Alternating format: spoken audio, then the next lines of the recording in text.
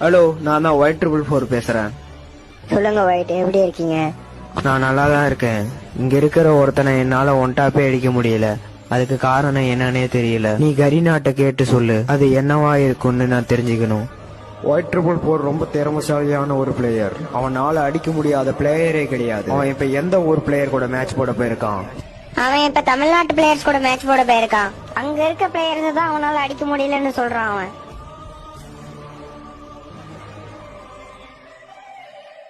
அங்க அவனோட ஒன்டாப்பெல்லாம் ஒன்னுத்துக்கு லாக்கிப்படாது.